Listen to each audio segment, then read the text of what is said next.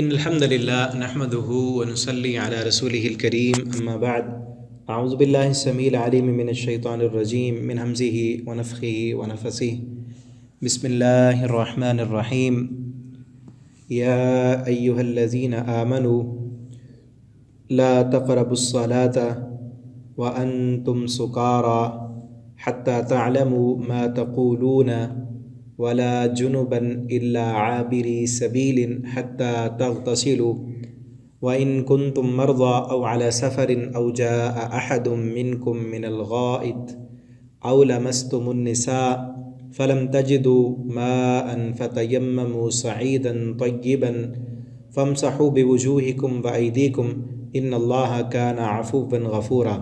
تفسیر القرآن کے سبق میں آج انشاءاللہ سورہ نساء کا رکوع نمبر 7 ہم نے پڑھنا ہے۔ پہلے ہم اس کا لفظی ترجمہ پڑھتے ہیں، پھر اس کی تفسیر پڑھیں گے۔ یا ایھا الذین آمنوا، اے وہ لوگو جو سب ایمان لائے ہو، لا تقربوا، تم سب نہ قریب جاؤ، الصلاۃ، نماز کے، وانتم، اس حال میں کہ تم سکارا، نشے میں ہو، حتیٰ، یہاں تک کہ تعلموا، تم سب جان لو، ما تقولون، جو تم سب کہہ رہے ہو، ولا جنباً، اور نہ جنابت کی حالت میں، کہ جب آپ جنبی ہوں اس وقت بھی نماز کے قریب نہ جاؤ، الا، سوائے اس کے، عابری، کہ گزر رہے ہو، اس حال میں کہ آپ گزر رہے ہوں، سبیلا، راستے سے، حتیٰ، یہاں تک کہ تغتسلوا، تم سب غسل کر لو، یہاں تک کہ غسل کر لو، تو پھر جو ہے مسجد میں بھی آنا ہے، نماز بھی پڑھنی ہے۔ وَإِن كُنتُمْ، اور اگر ہو تم، مرضی، بیمار، او علی سفر، یا سفر پر ہو، او جاء، یا آیا ہو، احد، کوئی ایک، منکم، تم میں سے، من الغائط، رفع حاجت سے، یعنی قضاء حاجت کر کے آیا، ٹوائلٹ سے ہو کے آیا، او لامستم النساء، یا تم نے چھوا ہو، النساء، عورتوں کو، فلم، پس نہ، تجدو، تم سب پاؤ، ماء، پانی، فتیمموا، تو تم سب تیمم کر لو، صعیدا طیبا، پاک مٹی کے ساتھ، فامسحوا، پس تم سب مسح کرو، بوجوہکم، اپنے چہروں کا، وایدیکم، اور اپنے ہاتھوں کا، ان اللہ، بے شک اللہ تعالیٰ، کانا ہے، عفوا، معاف کرنے والا، غفورا، بخشنے والا۔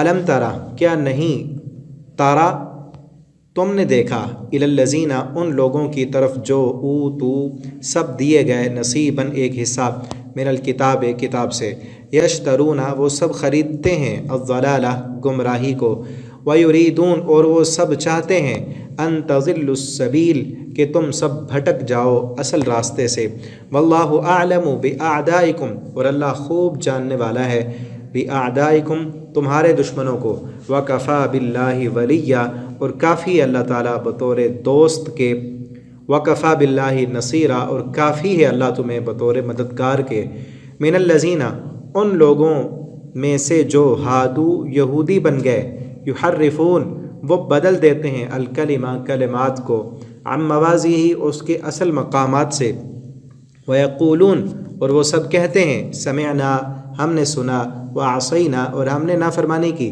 واسمع، اور یہ بھی کہتے ہیں، واسمع، اور سن، غیر مسمع، تو نہ سنوایا جائے، یا تیری بات نہ سنی جائے، وراعنا، اور ہماری رعایت کر، لین، مروڑ کر، بألسنتہم، اپنی زبانوں کو موڑ کر، وہ راعینا، راعینا کہتے ہیں، پیچھے بھی ہم پڑھ چکے ہیں، مزید تفسیر میں ہم پڑھتے ہیں، وطعنا فی الدین، اور طعن کرتے ہیں دین میں، ولو انہم، اور اگر بے شک وہ، قالو، یوں کہتے، سمعنا، ہم نے سن لیا، واطعنا، اور ہم نے مان لیا، واسمع، اور تو سن، وانظرنا، اور ہمیں دیکھ یا ہماری رعایت کر، لکانا، تو یقیناً ہوتا، خیراً، بہتر، لہم، ان کے لیے، واقوم، اور زیادہ درست ہوتا، ولیکن، اور لیکن، لعنہم اللہ، لعنت کر دی ہے اللہ نے ان پر، بکفرہم، ان کے کفر کے سبب، فلا یؤمنون الا قلیلا، بس نہیں وہ سب ایمان لاتے، الا قلیلا، مگر بہت کم۔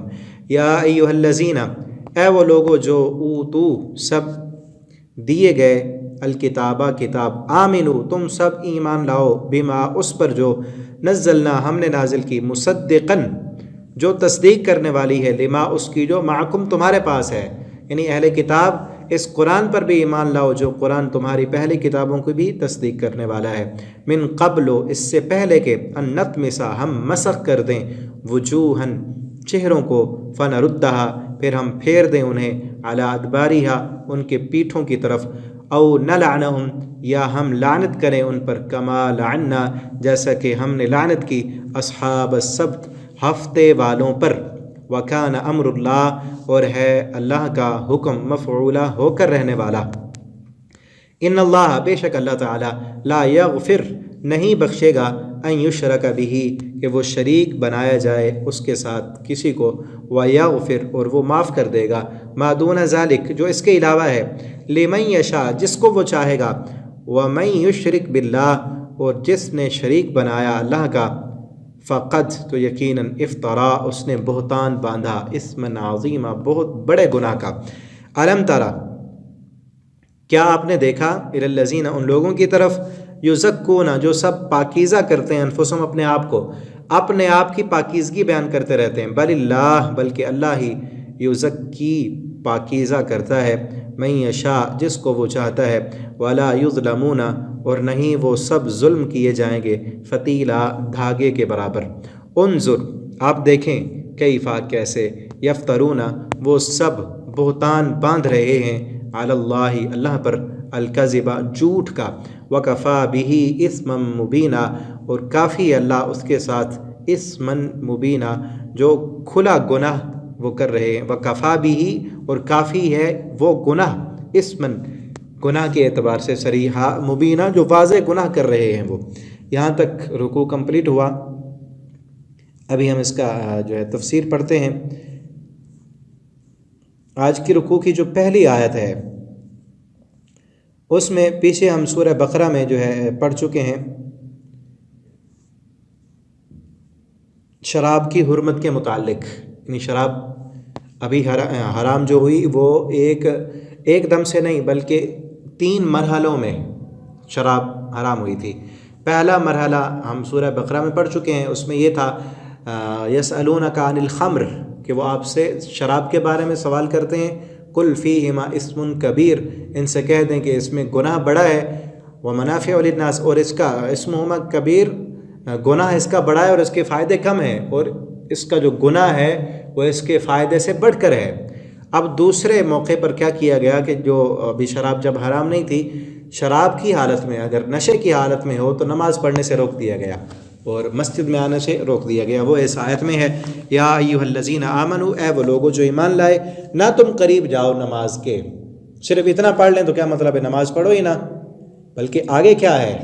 اس لیے جب بھی کوئی بندہ بات کرے، قرآن کا ایک ٹکڑا یا حدیث کا ایک حصہ، صرف اس کو نہ دیکھیں، اس کے آگے پیچھے کیا ہے، کس کانٹیکسٹ میں بات کی جا رہی ہے، اصل مفہوم کیا ہے، وہ سب دیکھنا ہے۔ یہاں کہا کہ ایمان والو نماز کے قریب نہ جاؤ، اب آگے جب تک نہ پڑھیں تمہارا سمجھ نہیں آتا، کب، اس حال میں کہ تم جب سکارا نشے کی حالت میں ہو، ٹھیک ہے، اور یہاں تک کہ تم جان لو جو تم کہہ رہے ہو، ما تقولون جو تم کہہ رہے ہو وہ تمہیں پتہ چلے کہ تم کیا کہہ رہے ہو، یعنی نشے کی حالت میں دماغ جو ہے وہ خراب ہو جاتا ہے اور پتہ نہیں ہوتا انسان اپنی زبان سے کیا کہہ رہا ہے۔ یہ شروع میں تھا، اور بعض میں جو ہے آگے ہم پڑھیں گے 7ویں پارے میں، وہاں پر پھر شراب کو بالکل حرام کر دیا گیا کہ اس سے بچ جاؤ، یہ اس میں تمہارے لیے فائدہ نہیں ہے، نقصان ہے، اور یہ شراب پینے سے شیطانی کام انسان کرتا ہے، ذہن جو ہے وہ ختم ہو جاتا ہے، ذہنی صلاحیتیں ختم ہوتی ہیں۔ اور پھر یہاں دوسرا جو چیز کہی گئی، ولا جنوبن اور جب تم جنبی ہو، حالت جنابت میں ہو، اس وقت بھی نماز نہیں پڑھنی، یعنی 2 صورتیں ہیں، ایک حالت جنابت اور ایک نشے کی حالت میں، ان دونوں حالتوں میں نماز کے قریب نہیں آنا۔ ان دونوں حالتوں کا آپس میں کیا تعلق ہے؟ ایک حالت جو ہے نشے کی حالت، وہ ذہن اس میں جو ہے وہ مفلوج ہو جاتا ہے، یعنی ذہنی ناپاکی ہے، اور جنابت کی حالت جو ہے وہ جسمانی ناپاکی ہے، ٹھیک ہے نا۔ دونوں ناپاکیوں سے ہٹ کر اللہ کی عبادت کے لیے آنا ہے۔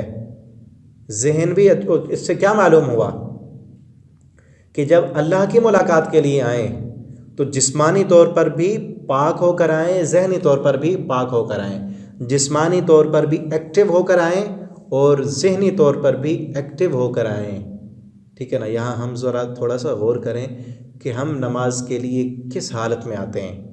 یہ تو ہمیں پتہ ہے جسمانی طور پر ہم پاک ہو کے آتے ہیں، کیا ذہنی طور پر بھی ایکٹیو ہو کر آتے ہیں ہم، یا تھکے ہارے اور جو ہے سستی کے مارے بوجھ سمجھ کر ہی اتارتے ہیں اس کو؟ اور یہ نماز جو ہے یہ اللہ کی ملاقات ہے. جب ہم نماز پڑھتے ہیں اللہ کی ملاقات کے لیے آتے ہیں، تو دیکھیں کہ ہم اللہ کی ملاقات کے لیے خوشی سے آتے ہیں یا ناخوشی آتے ہیں. بوجھ سمجھ کر اس کو اتارتے ہیں اپنے سر سے کہ چلو جی بوجھ اتر گیا، یا خوشی خوشی آتے ہیں؟ اور پھر ذرا یہ بھی سوچیں کہ جس کی ملاقات کے لیے ہم دنیا میں بھی ملاقات کرنے کے لیے جاتے ہیں نا، جس سے محبت ہو ہماری، اس کے ساتھ جب ملاقات کرتے ہیں تو خوش ہو کر جاتے ہیں یا بوجھ پن سمجھ کر جاتے ہیں؟ یا کوئی ہمارا دوست ہماری ملاقات کے لیے آئے تو خوشی محسوس کرتے ہیں یا بوجھ محسوس کرتے ہیں؟ ظاہر ہے جس سے محبت ہو ہمیں خوشی ہوتی ہے، اور جس سے محبت نہ ہو، نفرت ہو، وہ بوجھ سمجھتے ہیں ہم اس کو.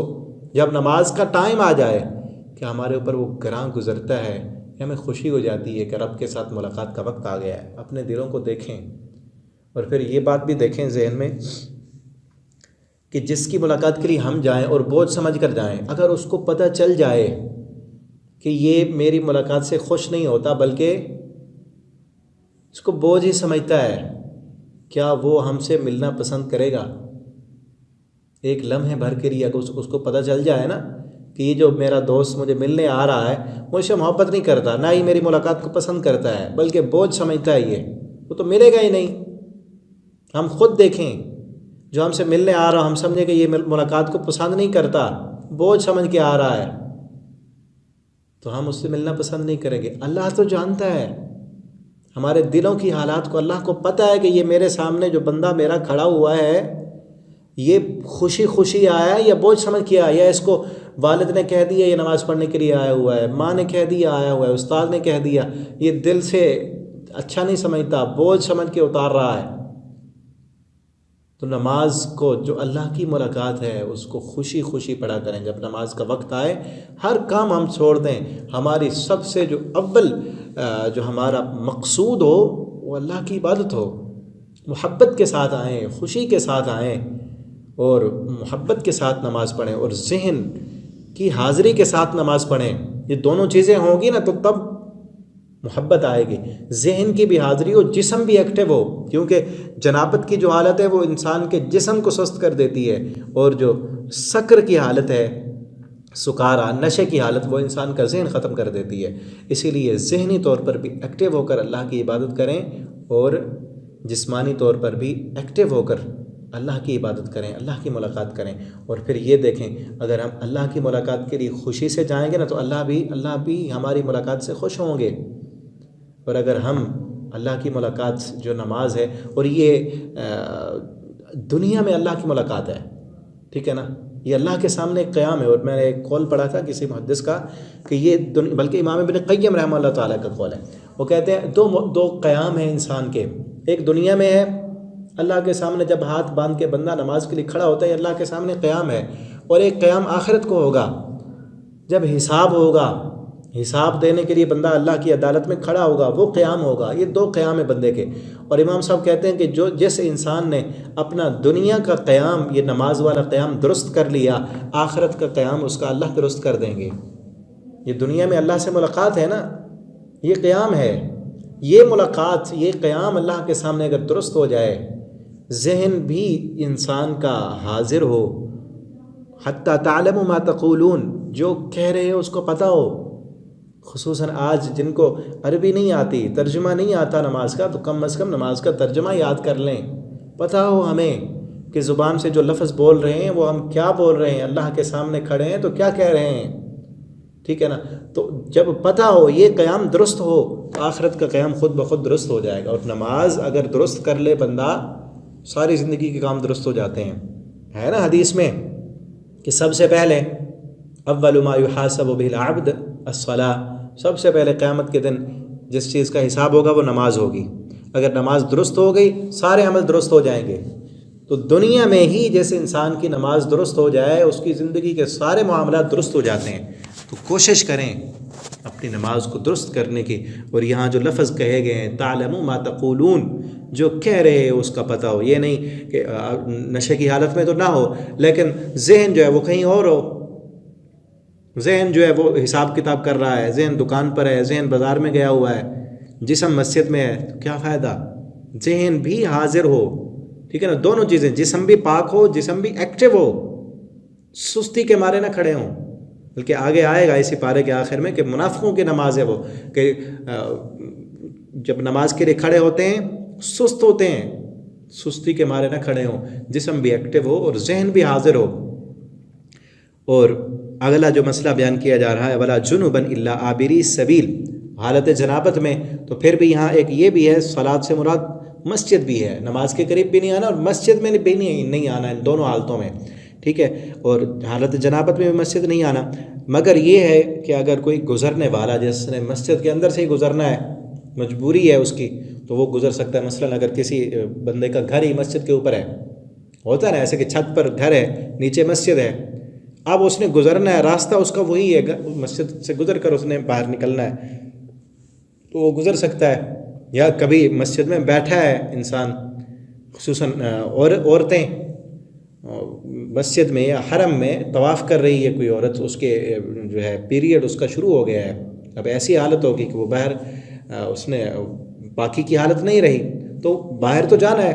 یا اسی طرح کوئی انسان سویا ہوا ہے مسجد کے اندر نیند میں اور احتلام ہو گیا اسے، تو اس نے باہر جانا ہے، تو وہ گزرنے کے لیے. اور یہاں یہ بھی مسئلہ یاد رکھیں کہ مسجد میں سوئے ہیں، احتلام ہو گیا تو فوراً باہر نکلیں، اسی وقت جا کے. عام حالت میں اسی وقت نہانا جو ہے وہ لازم نہیں ہے، نماز کے وقت وہ فوراً نہائیں اور نماز ٹائم پر پڑھیں.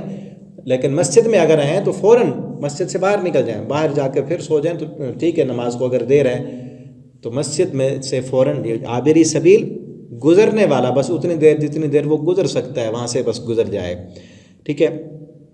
الا عابری سبیل، مگر وہ راستے سے گزرنے والا. حتیٰ، یہاں تک کہ تغتسلوا، تم غسل کر لو، غسل کر لو تو پھر مسجد میں آ سکتے ہیں اور نماز بھی پڑھ سکتے ہیں.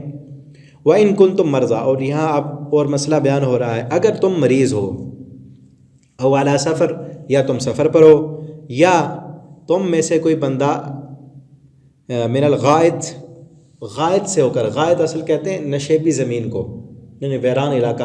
پہلے اس دور میں ٹوائلٹ وغیرہ نہیں ہوا کرتے تھے، واش روم یا الگ کوئی ایسی جگہ نہیں ہوتی تھی کیونکہ مکان بھی مختصر سے ہوتے تھے، تو وہ قضائے حاجت کے لیے دور جاتے تھے اور پھر کسی نشیبی زمین پر جہاں پر وہ لوگوں سے ان کی نگاہوں سے چھپ جاتے وہاں پہ جا کے قضائے حاجت کرتے تھے. تو وہاں اگر گئے، اب یہاں اس سے مراد یہ ہے کہ ٹوائلٹ گئے ہیں تو وہاں سے جب واپس آئے ہیں، ٹھیک ہے. او لمستم النساء، اور یا پھر تم نے چھو لیا عورتوں کو. یہاں عورت کو چھونے سے مراد یہ نہیں کہ ایک انسان نے، کسی مرد نے عورت کے ہاتھ پر ہاتھ رکھ دیا تو یہ چھونا ہو گیا. یہاں چھونے سے مراد، لمس سے مراد جو ہے وہ مباشرت ہے، انٹر کورس ہے، بیوی کے ساتھ جمع کیا ہے. اور فلم تجدو، نہ پاؤ تم ماء، پانی.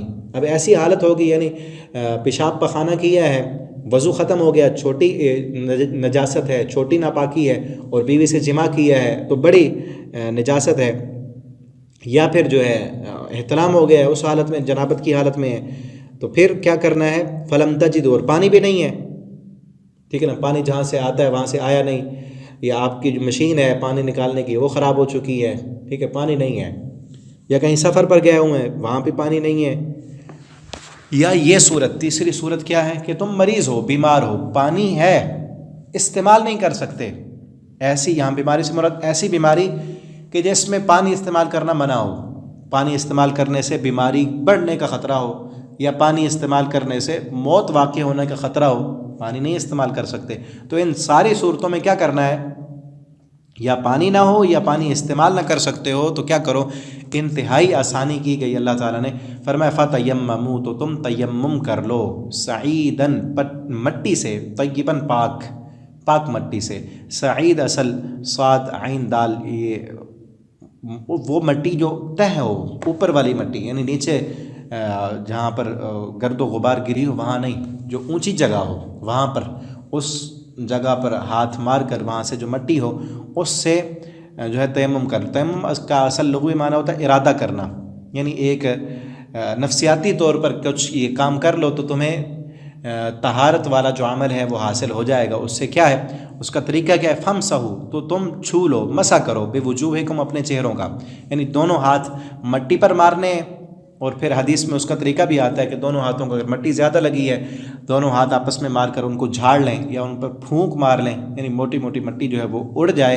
اور پھر ان کو کیا کرنا ہے، اپنے چہرے پر دونوں ہاتھ ملنے، مسح کرنا ہے. اور پھر وہی دونوں ہاتھ وایدیکم، اپنے ہاتھوں پر، یعنی دونوں ہاتھوں کی جو ہتھیلیاں ہیں وہ دونوں ہاتھوں کی پشتوں پر، ٹھیک ہے.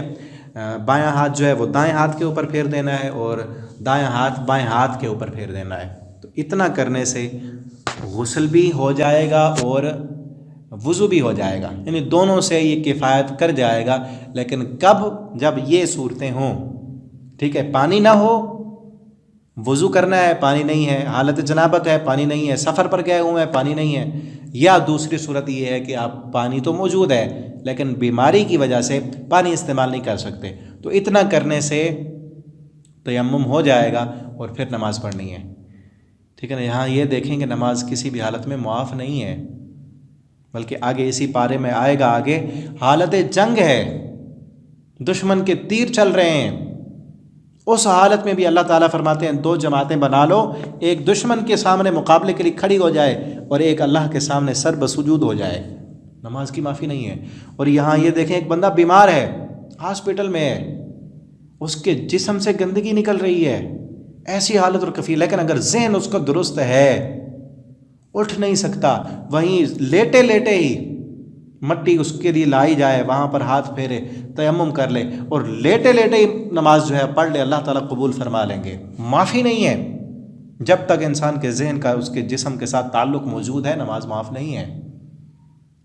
اور یہاں یہ بھی دیکھیں کہ اللہ تعالیٰ عفو بن، اللہ معاف کرنے والا، اللہ نرمی کرنے والے ہیں انسان کے لیے. یہ نہیں کہا کہ اب جو ہے بیمار ہے تو لازماً جو ہے وہ پانی استعمال کرے، بلکہ ایک حدیث میں آتا ہے ایک صحابی، چند صحابہ سفر پر تھے، ایک صحابی کو زخم لگے اس سفر میں اور وہ اس کو رات کو احتلام ہو گیا. صبح اس نے مسئلہ پوچھا کہ کیا میں جو ہے تیمم کر لوں؟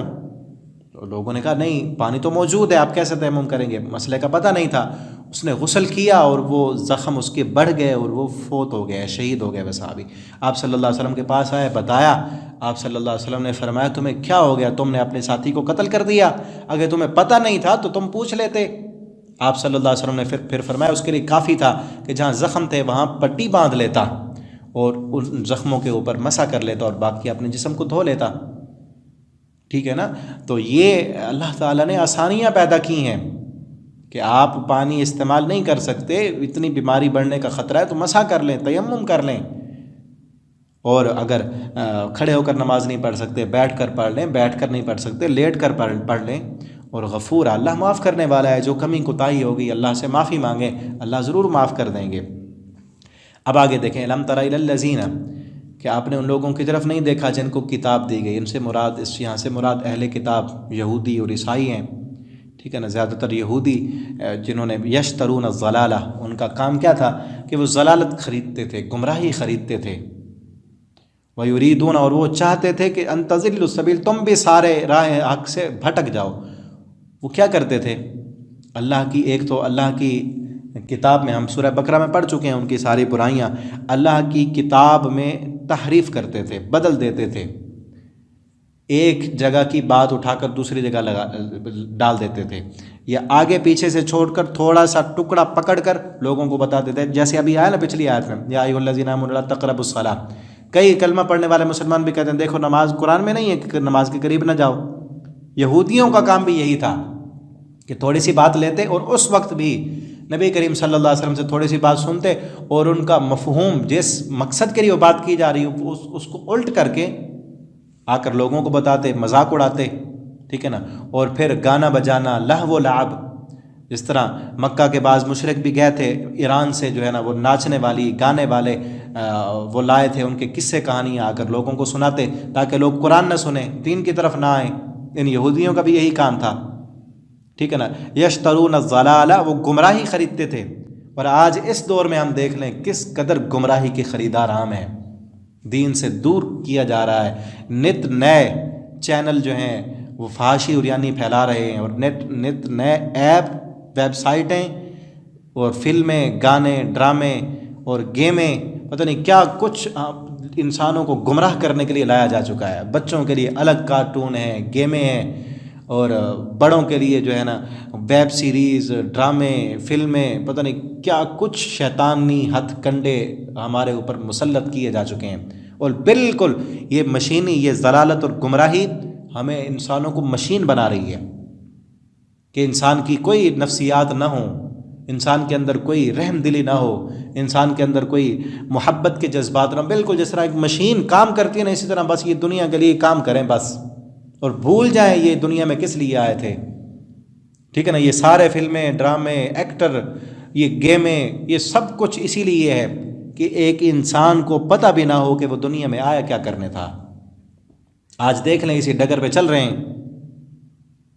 ٹھیک ہے نا، یہ فلمیں، ڈرامے، گانے، گیمیں، ہم تو کہتے ہیں نا بچہ ہے کارٹون دیکھ رہا ہے، بچہ ہے گیم کھیل رہا ہے، کیا ہو گیا؟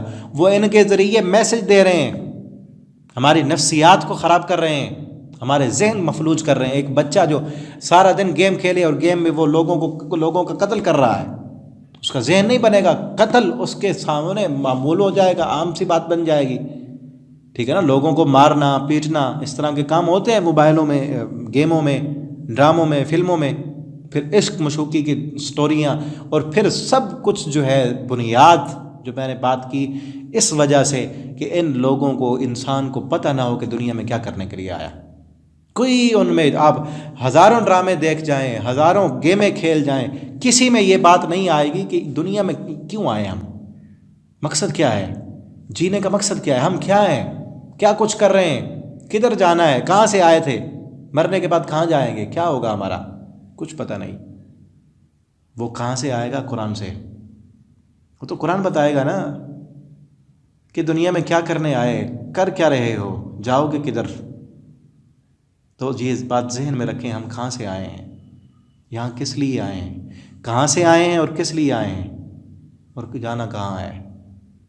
ہم یہاں دنیا کے باشندے نہیں ہیں. ذہن میں رکھیں، آدم علیہ السلام جنت سے نکالے گئے، وہاں سے آئے ہیں ہم.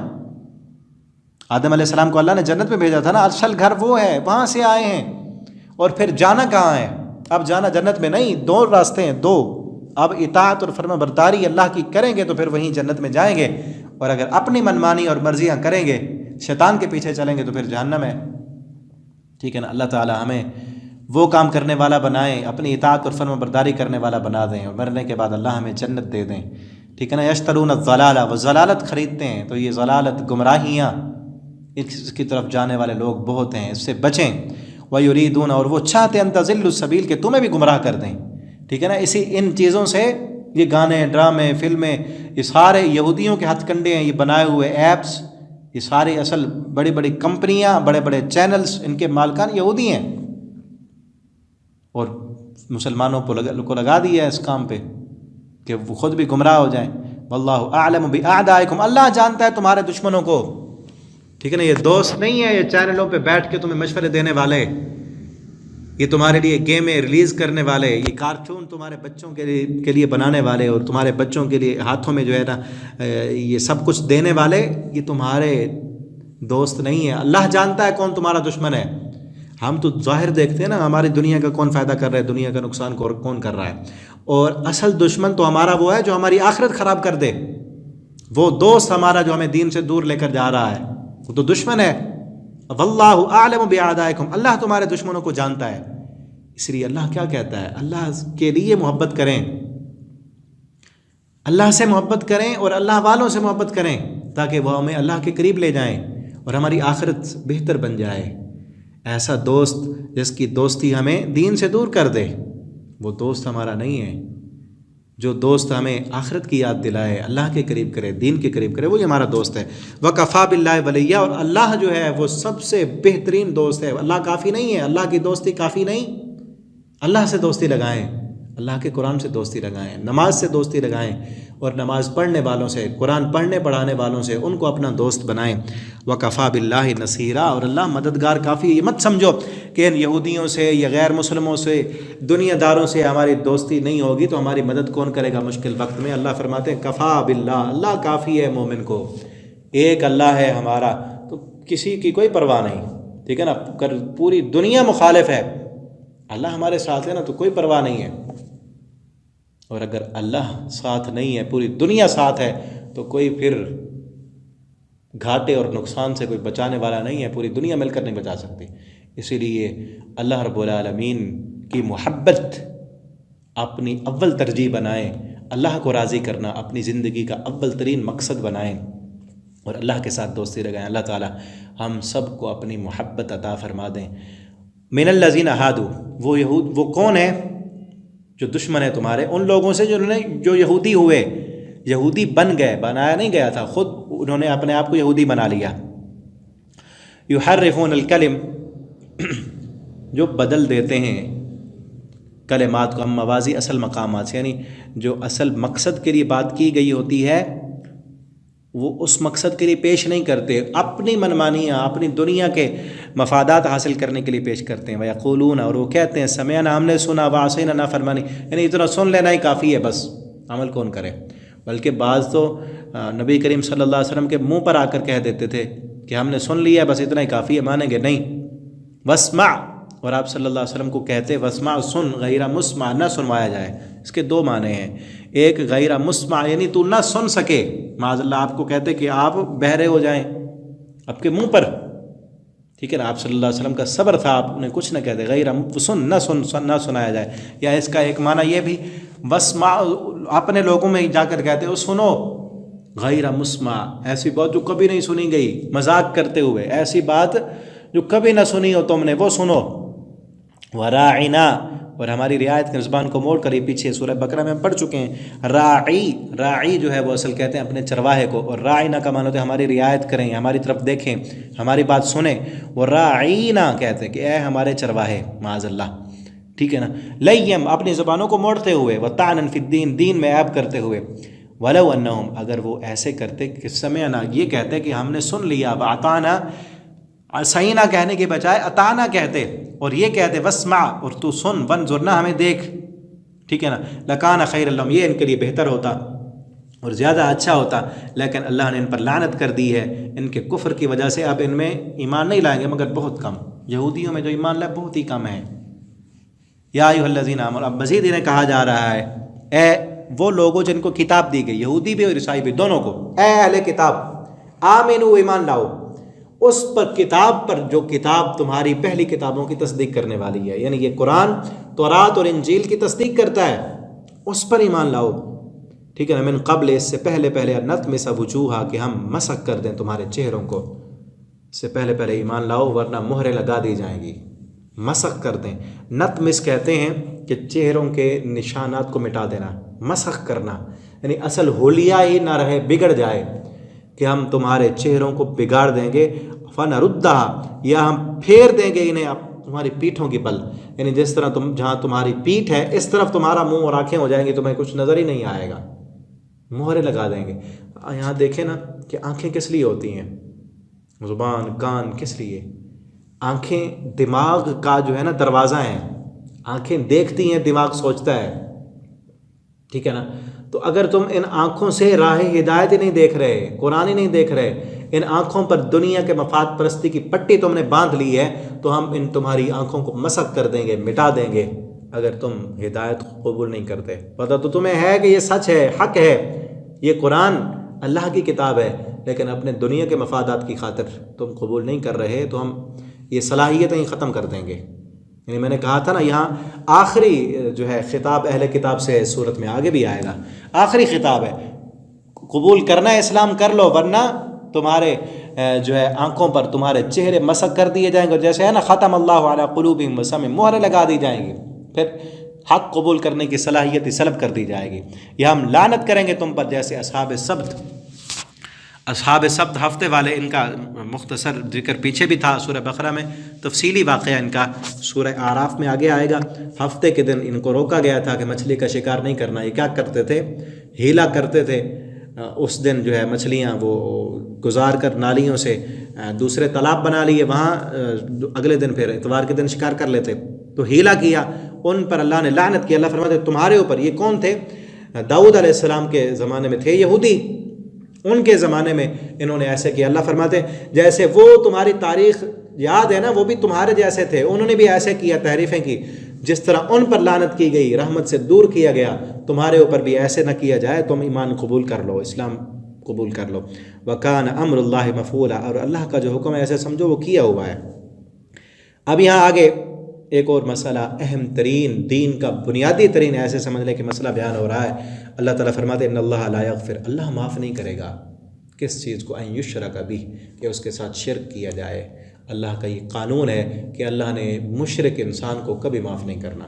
جیسے سورہ لقمان میں آتا ہے نا، ان الشرک لظلم عظیم، شرک جو ہے بہت بڑا ظلم ہے، بہت سب سے بڑا گناہ شرک ہے، اس لیے اللہ نے شرک کو معاف نہیں کرنا۔ شرک کیا ہے؟ شرک کسے کہتے ہیں؟ شرک نا اردو کا لفظ بھی ہے شراکت داری، شریک ہے نا اردو میں۔ اللہ تمام قسم کے شریکوں سے پاک ہے۔ شریک کا کیا معنی ہوتا ہے؟ ایک چیز ہے آپ کی، اس میں آپ بھی حصے دار ہیں، دوسرا بندہ بھی اس میں حصے دار ہے، یہ آپ دونوں شریک ہیں، ٹھیک ہے نا، اس کام میں یہ دونوں شریک ہیں۔ اب اللہ کا شریک کیا ہے؟ اللہ شرک کیا ہے اللہ کے ہاں؟ کہ اللہ کی ذات میں کسی کو شریک کر دینا، جیسے اللہ ہے ویسے کسی مخلوق کو بنا دینا۔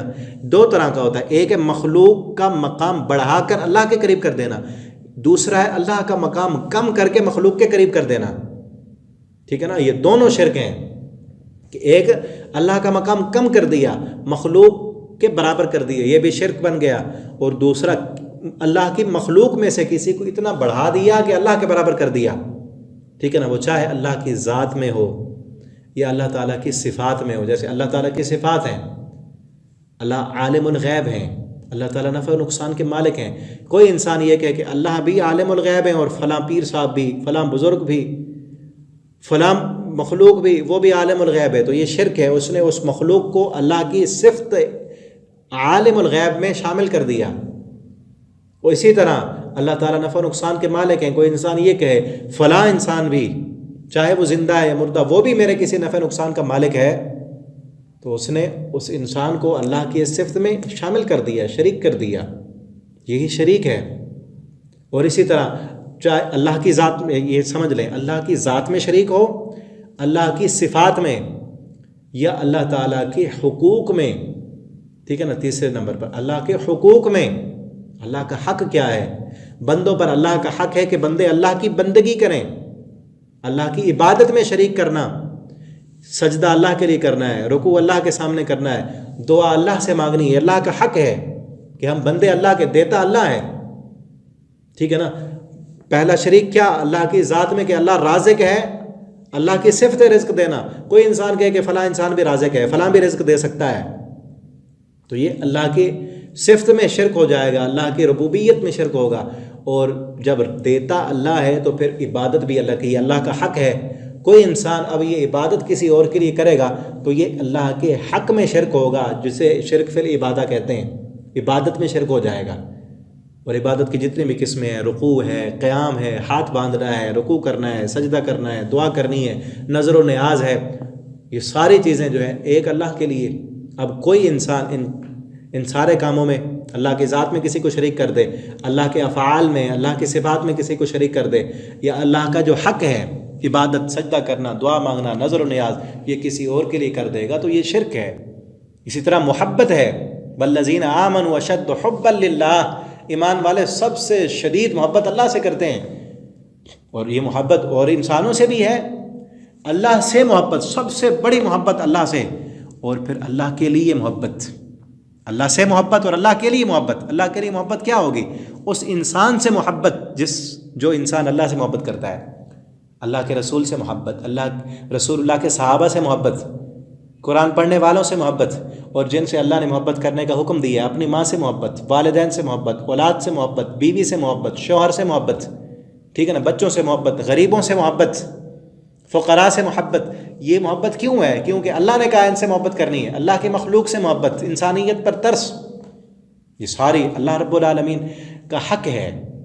یہ کیا ہے؟ اللہ کا حق ہے.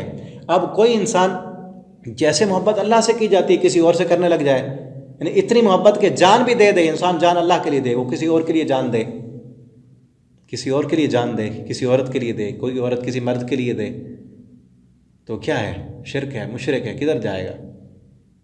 اب کوئی انسان کسی اور انسان کے لیے، تو یہ ناجائز ہے. اللہ کے لیے یہ اللہ کا حق ہے، اور اسی لیے اللہ نے یہ معاف نہیں کرنا، اللہ کا یہ قانون ہے. اور دوسرا وَيَغْفِرُ مَا دُونَ ذَلِكَ لِمَن يَشَاءُ، اس کے علاوہ وہ جسے چاہے گا معاف کر دے گا. یہاں سے یہ مت سمجھیں کہ کھلی چھٹی ہے، من یشاء، جس کو وہ چاہے گا، اس کی مرضی. یعنی یہ قانون ہے کہ مشرک کو اس نے معاف نہیں کرنا، اس کے علاوہ اس کی مرضی، جس کو چاہے معاف کر دے. اور ساتھ یہ بھی یاد رکھیں، حقوق العباد جو ہیں، جو پیچھے بیان ہوئے ہیں نا، وراثت کے حقوق بیان ہوئے، بیوی کے حقوق، شوہر کے حقوق، ٹھیک ہے نا، یتیم و مسکینوں کے، قریبی رشتہ داروں کے، یہ سارے حقوق جب تک وہ حقدار معاف نہیں کریں گے نا، ان کی معافی نہیں ہوگی. حقوق اللہ کی عبادت میں اگر کوئی کمی ہو گئی ہے، اللہ چاہیں گے تو معاف کر دیں گے، لیکن کھلی چھٹی نہیں دی کسی کو کہ جو مرضی کرتے رہو. اللہ چاہیں گے تو معاف کر دیں گے. شرک نہیں کیا، دوسرے گناہ ہیں، اللہ چاہیں گے تو اللہ تعالیٰ سے دعا کریں اور امید رکھیں کہ اللہ ہمیں معاف کر دے. اور معافی کسے ملے گی؟ معافی کسے ملے گی؟ اللہ فرماتے ہیں وَإِنِّي لَغَفَّارٌ، میں معاف کرنے والا ہوں. کس کے لیے؟ لمن، اس بندے کے لیے، تابا، جو توبہ کرتا ہے، جو توبہ کرے گا اور معافی مانگے گا. اور یہاں یہ بھی سمجھ لیں، جو انسان شرک چھوڑ دے، شرک سے توبہ کر لے اور موحد بن جائے، وہ جو کام پہلے کرتا رہا ان کو چھوڑ دے، اللہ تعالیٰ زندگی میں اللہ اسے بھی معاف کر دیں گے. مرنے کے بعد جب موت کا الارم بج جائے تو وہاں اس وقت تو توبہ ہی نہیں ہے. وَمَن يُشْرِكْ بِاللَّهِ، جس نے اللہ کا شریک بنا لیا، فقد افترا اسما عظیما، اس نے بہت بڑا گناہ کیا ہے. الم تر الی الذین یزکون انفسهم، یہاں اہل کتاب کا ایک اور خرابی بیان کی جا رہی ہے. اللہ فرماتے ہیں ان لوگوں کو دیکھا جو اپنے آپ کو پاک کرتے ہیں، اپنی پاکیزگی، ہم بڑے اچھے. جس طرح یہودی کہتے تھے نا، نحن ابناء اللہ، ہم تو اللہ کے بیٹے ہیں، واحباء، اللہ کے بڑے پیارے ہیں، ہم تو آگ میں نہیں جائیں گے. ٹھیک ہے نا. اللہ فرماتے ہیں دیکھو، بل اللہ یزکی، بلکہ چاہیے تو یہ اللہ جس کو پاک کرے، یعنی اپنی تعریفیں نہ کریں. اس میں کیا کہا جا رہا ہے؟ اپنی تعریفیں نہ کریں. اس سے کیا ہوتا ہے؟ جب انسان اپنی تعریف کرنے لگے نا، پھر وہ دوسروں کو حقیر سمجھتا ہے. جب حقیر سمجھتا ہے پھر غیبتیں کرتا ہے، فلاں بھی مجرم، فلاں بھی مجرم، میں بڑا نمازی، میں دیندار، میں اچھا، میں فلاں. اپنی تعریفیں نہیں کرنی. اللہ جسے چاہے پاک کرے، ٹھیک ہے نا. اپنی تعریف کرنے سے تکبر آتا ہے، اور تکبر اللہ کو پسند نہیں ہے. نیک بننے کی کوشش کریں، اور کبھی یہ نہ کہیں کہ میں بڑا اچھا ہوں، میں بڑا نیک ہوں. نہیں، ہم گناہ گار ہیں. اللہ کے سامنے اپنے آپ کو جتنا عاجز کریں، نیچا کریں، اور اپنے گناہوں کو یاد رکھیں، یاد کر کر کے ان کی توبہ اور استغفار کریں، اور نیکیاں کرتے جائیں، اور اللہ کے ذمے دیتے جائیں، بھولتے جائیں. ٹھیک ہے نا. نیکیاں یاد رکھیں گے نا، اپنے آپ کو پھر اونچا ہونا، ذہن بڑا ہوگا کہ میں نے تو تہجد بھی پڑھی تھی، میں تو قرآن بھی اتنا پڑھ چکا، میں فلاں بھی ہوں، میں تو قرآن پڑھاتا بھی ہوں، میں تو بڑا، میں آ جائے گی. پھر اللہ کو پسند نہیں ہے میں. ٹھیک ہے نا. اور یہ یہودیوں کی خرابی اللہ نے بیان کی کہ وہ اپنے آپ کو بڑا اونچا کرتے ہیں. ٹھیک ہے نا. اللہ جس کو چاہے پاک کر دے. اور اللہ اگر خود آپ نیک ہیں، آپ تہجد گزار ہیں، آپ اللہ کے فرما بردار ہیں، اللہ تعالیٰ خود اپنی مخلوق کے دل میں آپ کی محبت ڈال دیں گے. ٹھیک ہے نا. وہ خود، آپ اللہ کی مخلوق خود، یہ آٹومیٹکلی نتیجہ ہوتا ہے اس چیز کا کہ ایک انسان اللہ کا فرما بردار ہے، نیک ہے، اللہ کی جو مخلوق ہے، جو اللہ والے ہیں، وہ خود بخود آپ کے قریب ہوتے جائیں گے. اللہ آپ کی اللہ سے محبت ہے نا، آپ کے دل میں اللہ کی محبت ہے. اب جس کے دل میں اللہ کی محبت ہے نا، اس کے دل میں آپ کی محبت بھی آ جائے گی، کیونکہ ڈائریکشن، مقصد ایک ہی ہوگا نا. آپ اللہ والے ہیں تو اللہ والے آپ کے ساتھ ہو جائیں گے. ٹھیک ہے نا. یزکون انفسهم بل اللہ یزکی من یشاء ولا یظلمون فتیلا، وہ دھاگے برابر بھی ظلم نہیں کرتا. فتیل نا، اصل گٹھلی، کھجور کی جو گٹھلی ہے، اس کے اوپر ایک لکیر ہوتی ہے، اس میں ایک چھوٹا سا دھاگا ہوتا ہے اس لکیر میں. ٹھیک ہے. اس کو فتیل کہتے ہیں، کیونکہ اس وقت کھجوریں عام تھی. آپ بھی وہاں عرب میں بڑے ان کا خوراک ہے کھجور، تو اس لیے ان کے حساب سے مثال دی گئی کہ ایک اس کا جو فتیل ہے دھاگا، اتنا بھی اللہ ظلم نہیں کرتے، یعنی ذرہ برابر بھی نیکی ہوگی نا اللہ قدردانی کریں گے۔ آپ نے تھوڑا سا وقت نکالا ہے نا قرآن پڑھنے کے لیے، یہ قرآن کا کچھ حصہ لکھا ہے، ایک نقطہ بھی لگایا ہے، اللہ اس کا اجر دیں گے۔ آپ نے سبحان اللہ کہا، اللہ اس کا اجر دیں گے۔ پھر صرف اتنا نہیں، بڑھائیں چڑھائیں گے، کچھ ظلم نہیں ہوگا۔ اپنے آپ کو دنیا کے سامنے دکھانا کہ میں نے یوں کیا، میں نے یوں کیا، میں نے اتنا قرآن پڑھ لیا، میں نے اتنی تہجد پڑھ لی، یہ کیا، دنیا کو مت دکھائیں۔ جس کے لیے کیا ہے وہ تو جانتا ہے، وہ تمہیں اجر دے گا، پوری کائنات کے سامنے دے گا، اور وہ ذرہ برابر، فتیل ایک دھاگے کے برابر بھی ظلم نہیں کرتا، تو دنیا کو دکھانے کی کیا ضرورت ہے؟ جس کے لیے کیا ہے وہ تو سب جانتا ہے، دلوں کی کیفیت بھی جانتا ہے کہ جب نیکی کی تھی تمہیں کتنی مشقت اٹھانی پڑی، کتنی قربانی دینی پڑی، کیا ہوا، کتنی تکلیف ہوئی، دل کی حالت کیا تھی، کتنا تم اللہ کے سامنے روئے، تہجد تو پڑھی، روئے کتنا، قرآن تو پڑھا، ذہن کتنا اس میں تھا، نماز تو پڑھی، خشوع کتنا تھا، اللہ کو سب پتہ ہے، اور وہ سب کچھ دے گا۔ انظر کیف یفترون علی اللہ الکذب، ان لوگوں کو دیکھیں کیسے وہ اللہ پر جھوٹ باندھتے ہیں، یعنی وہی پیچھے جو بات کی، یہودی کہتے تھے ہم اللہ کے بیٹے ہیں، کتنا بڑا جھوٹ ہے یہ لوگ کیسے اللہ پر جھوٹ باندھتے ہیں، اور یہی ان کا واضح گناہ ان کے جہنم میں جانے کے لیے کافی ہے، واضح اور صریح گناہ، اور پیچھے جو شرک آ گیا وہ بھی صریح گناہ ہے، اور یہی گناہ ان کے لیے کافی ہے۔ اللہ تعالیٰ سے دعا ہے اللہ تعالیٰ ہمیں قرآن پڑھنے، سمجھنے، اس کے مطابق زندگی بسر کرنے کی توفیق عطا فرما دیں۔ آخر دعوانا الحمدللہ رب العالمین۔ آپ نے اگر کوئی سوال پوچھنا ہو سبق کے متعلق یا کوئی بھی، نیچے واٹس ایپ نمبر جو لکھا ہے آپ پر رابطہ کر سکتے ہیں۔ اللہ تعالیٰ ہم سب کے حامی و ناصر ہوں، اپنی دعاؤں میں بھی یاد رکھا کریں۔ والسلام علیکم ورحمۃ اللہ وبرکاتہ۔